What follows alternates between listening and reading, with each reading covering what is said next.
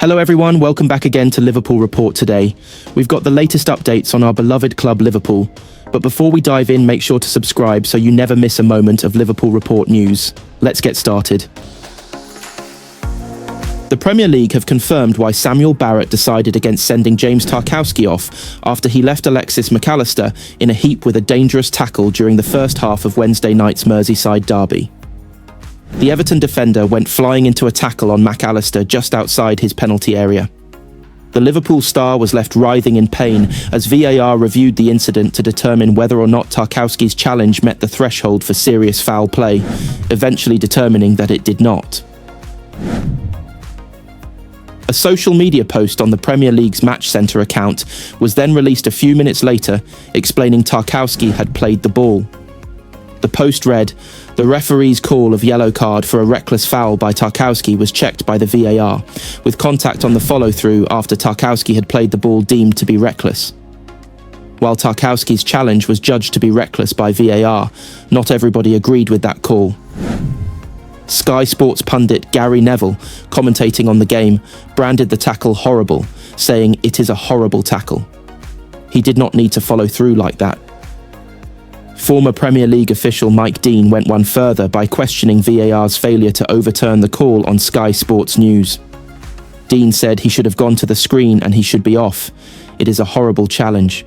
It is a red card all day. Former Liverpool defender Stephen Warnock also condemned the challenge on BBC Radio 5 Live, saying Tarkowski was out of control. He raged. "This challenge is nasty from James Tarkowski. He wins the ball, but follows through on Alexis McAllister. Tarkowski knows exactly what he's doing in that situation. I think it is so dangerous. It is out of control from Tarkowski." Jamie Carragher chimed in at half-time, saying we'll talk about VAR, but the referee, Sam Barrett, he's in a brilliant position. He should give that on the pitch. He has to see that. Has to. It's a shocking tackle. We know it should be a red card. It's not even really up for debate. The referee should get it. Harveyelliott will have much to ponder when he turns 22 on Friday. He must have hoped for way more than just the 4 starts he has made this season for Liverpool, and he has been one of the biggest losers under Arneslot.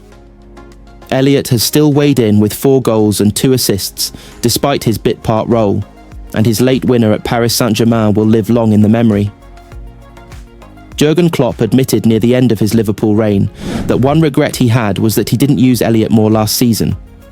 The playmaker still made 27 starts under Klopp and contributed 3 goals and 10 assists to show his value to the team. He was a proper wonder kid, becoming Fulham's youngest player when he made his debut, aged 15 years and 174 days, in the League Cup in 2018. He made his debut for his beloved Liverpool the following year at 16 years and 174, also in the League Cup. Elliott has been unlucky this season and he broke his foot on England under-21 duty at the start of September, which ruled him out of action for 2 months. Instead of being able to challenge Dominik Szoboszlai for the number 10 role, he saw Curtis Jones overtake him and make his full England debut. When Elliott was finally fit, Slot had his team in mind, and his 4 starts under the Dutchman have all been in the Cups. Elliott loves Liverpool, saying, "This is my club, I'm a massive fan." And his aim over the run-in will be to try and convince Slot he deserves more game time. But this summer will be a crucial one for him and his future. Elliott will be entering the final 2 years of his contract, and Liverpool will open talks to avoid a repeat of this season's nightmare scenario when they have been trying to hang on Trent Alexander-Arnold, Mohamed Salah and Virgil van Dijk. Elliott's instincts will be to stay, and he will back himself to force his way into Slot's plans. But he must also contemplate, as unpalatable as it sounds now, could his career develop better somewhere else? Elliott would be a Premier League regular for most other top-flight sides, and the likes of Brighton are watching him closely. They could give him the platform he needs to step up and break into Thomas Tuchel's England squad, especially with the 2026 World Cup at the end of next season. He is not going to do that sitting on the bench at Anfield or playing in Champions League dead rubbers against PSV Eindhoven. Liverpool's desire to keep Elliott could also be tested by a bid, and they could get at least £40 million for an English player of his age and talent. This would greatly help Slot as he rebuilds and strengthens his champions-elect, and Liverpool look set for a busy summer. All this is in the future, and Elliott has much thinking to do with his career at a fork in the road. The second Merseyside derby of the season is here, just a few months after the first, but the build-up to the match, from a Liverpool perspective at least, has been dominated by transfer talk. The futures of Mohamed Salah, Trent Alexander-Arnold and Virgil van Dijk have been discussed a lot this season, and that isn't likely to change.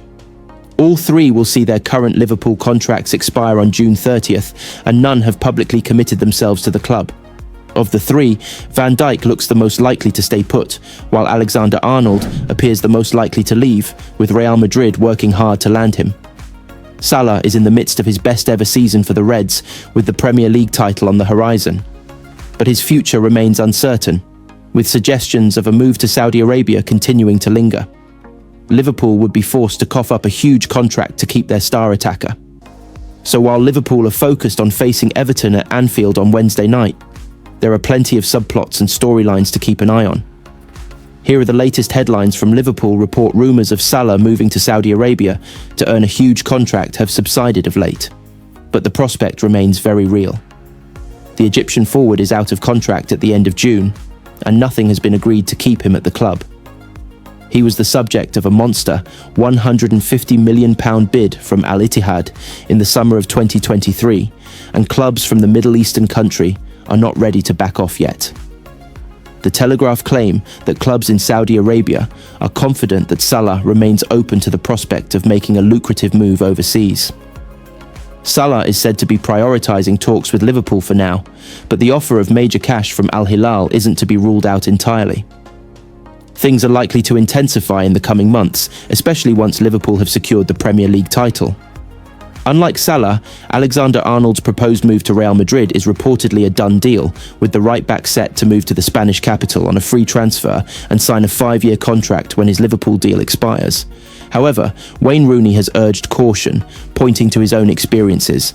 "I found out myself. Just because there are talks over a transfer does not mean it will happen," Rooney wrote for BBC Sport. "It is well known that some United fans protested outside my house when they thought I was going to leave in 2010, but I'd agreed my new contract by then. Alexander-Arnold has not signed anything with Real yet, and it would not surprise me if, even after all this speculation, he ends up staying at Anfield after all. A lot can happen before a contract is signed, as I know from experience." The Liverpool boss spoke to reporters on Tuesday morning ahead of the Merseyside derby, and had to field a lot of questions about his three biggest stars and their futures at the club. After saying that the priority for Alexander-Arnold was getting back fit, Slot said, "For 8 months it went a bit up and down with talks about him, Virgil or Mo, but we have never been focused on those talks. We have always been focused on what we have to do. And for Virgil and Mo, that is trying to win the Merseyside derby, and for Trent it is trying to be fit as soon as he can. It is a situation that is there for 8 or 9 months now, and I think all these three players have performed so well under these circumstances, so it doesn't affect me at all."